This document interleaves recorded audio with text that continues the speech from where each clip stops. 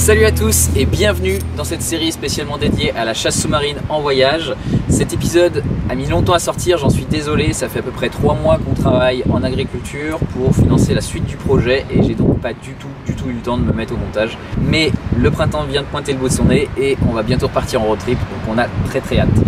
La dernière fois, on venait d'arriver sur la péninsule du Coromandel et on avait enchaîné 2 sorties très sympas à Hahei et à Tairua.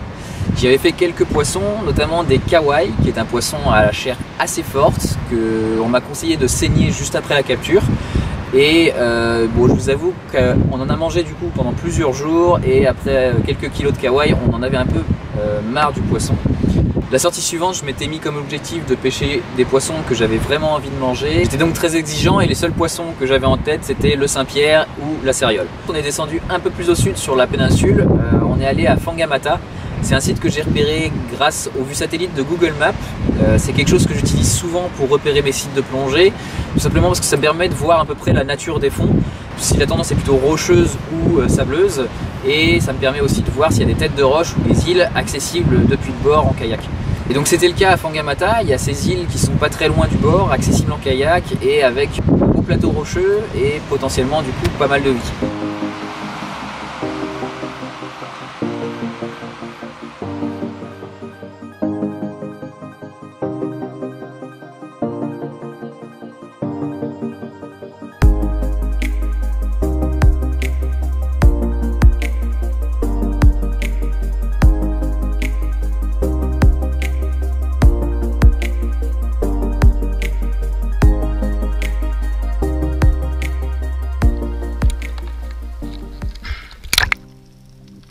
On a décidé de commencer l'exploration côté large sur une vaste zone rocheuse.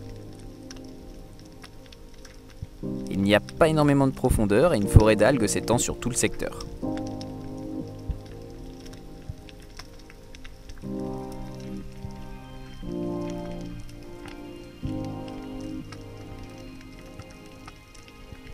Après plusieurs immersions, je me rends compte que les seuls poissons que je trouverai ici sont des labres.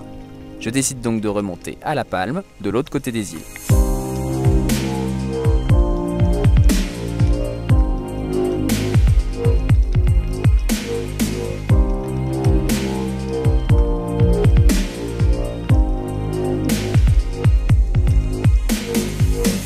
Voilà exactement ce que je cherchais, la délimitation entre le plateau de roche et le sable qui recouvre le reste de la baie. Ces frontières entre 2 substrats sont des zones propices à la rencontre de nombreuses espèces.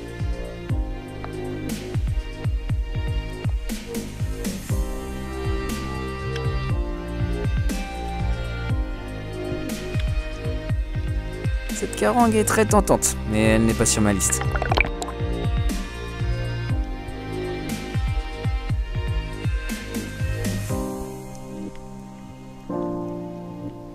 Une dernière hésitation, et puis non.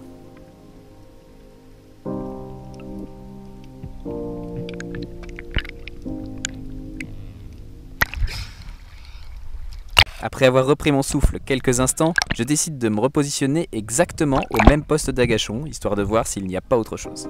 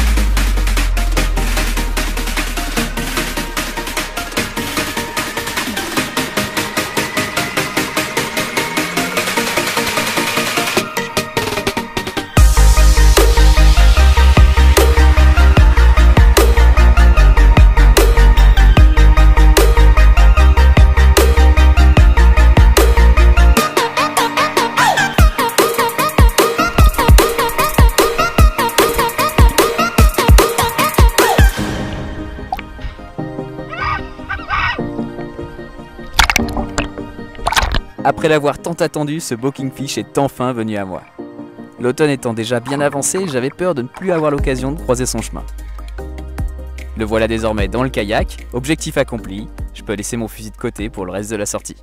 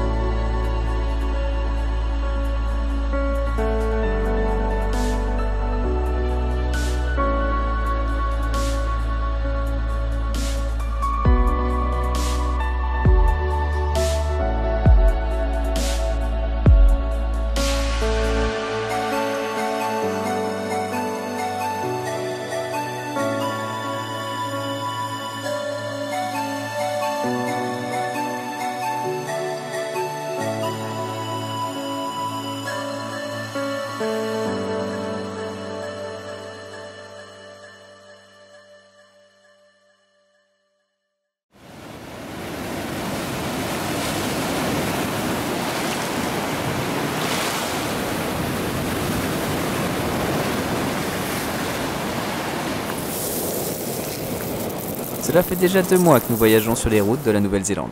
Notre portefeuille s'est bien aminci et il est temps de trouver une solution pour ne pas épuiser toutes nos ressources.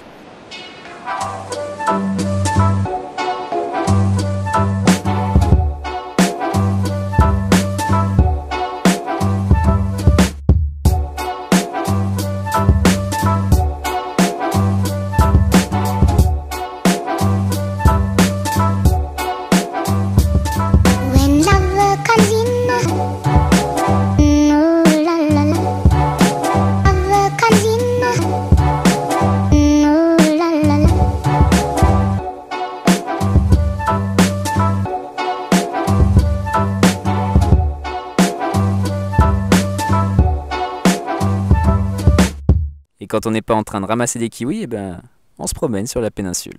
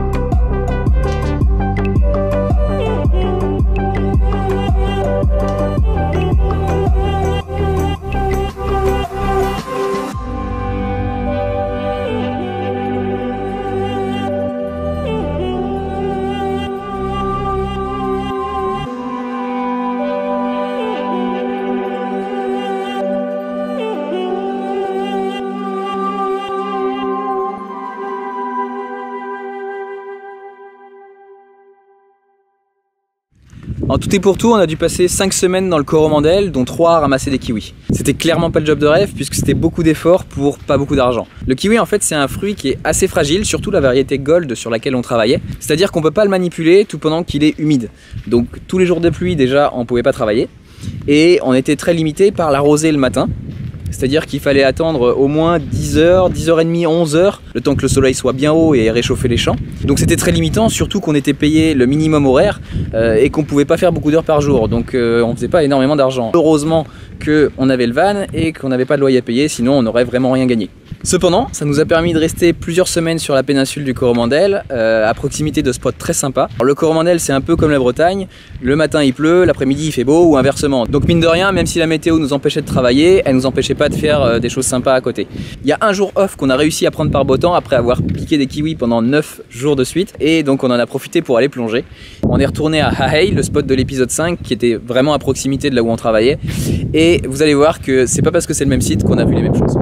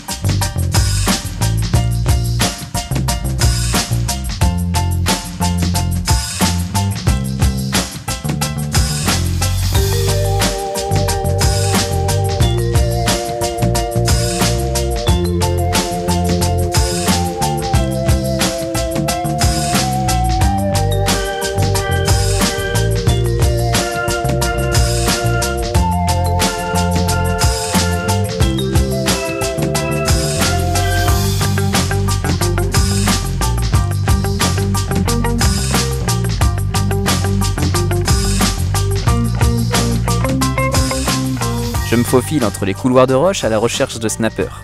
Ces sparidés apprécient beaucoup les fonds accidentés, et justement, en voilà un. J'ai souvent du mal à évaluer la taille des poissons ici.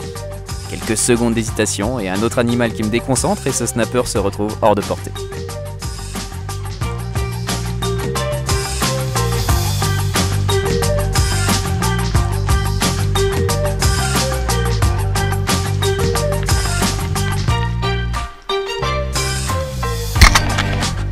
Loupé! Les algues qui se sont frottées à la caméra quand j'ai contourné la roche ont terminé leur course dans mon masque juste au moment du tir. Pas de bol, il y avait de la roche derrière le poisson. Ma flèche n'est pas tordue, je réarme et on est reparti.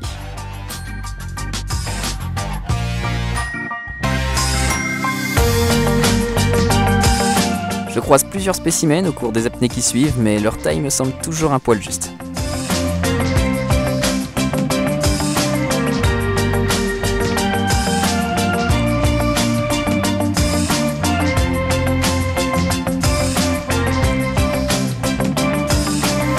On décide de changer de zone et de rejoindre le plateau de roche au centre de la baie.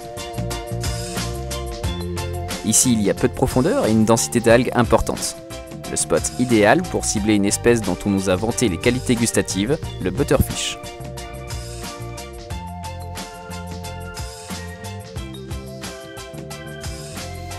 Ce labre est le roi du cache-cache. Il se faufile constamment dans les algues et sa couleur marron le rend difficile à repérer.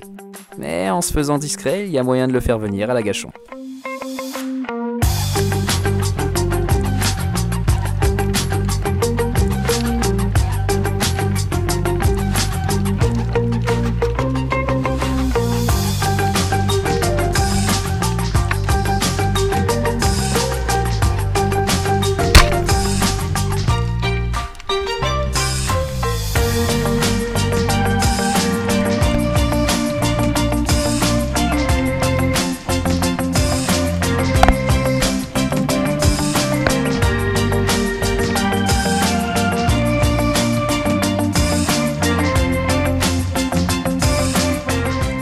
Je rate plusieurs occasions de peur d'abîmer ma flèche contre les rochers. Je décharge alors un sang d'eau et je me lance à l'indienne.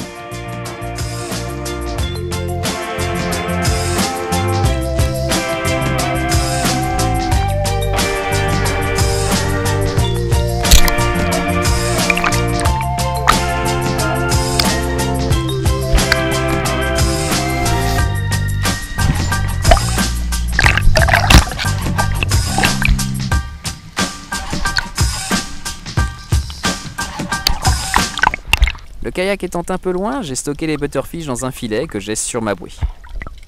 Une chose qui est définitivement à éviter dans ces eaux puisque vos prises vont rapidement attiser la convoitise de certains résidents. À cet instant de la sortie, ma caméra est à court de batterie. Je continue tout de même de chasser les labres en me postant à l'agachon dans quelques mètres d'eau. Tranquillement posé au fond, me voilà d'un seul coup recouvert par une ombre qui me cache complètement du soleil. Je vous laisse imaginer ce moment où un requin aussi gros que moi me passe au-dessus de la tête dans tout juste 5 mètres d'eau. Une fois en surface, je relance la caméra avec l'espoir de pouvoir capturer une image de la bête.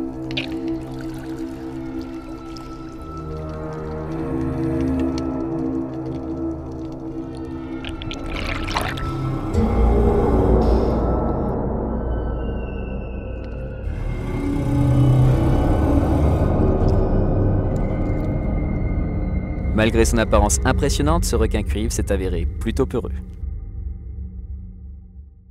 Cette vidéo touche à sa fin et j'espère que vous avez kiffé ce 6e épisode. Vous connaissez la chanson, n'hésitez pas à liker et partager. Je vais essayer de poster un peu plus de contenu dans les mois à venir. On vient d'installer un petit appareil sur le camion qui devrait me permettre de faire un peu plus de montage. J'en dis pas plus et je vous laisse avec les images du prochain épisode. Ciao!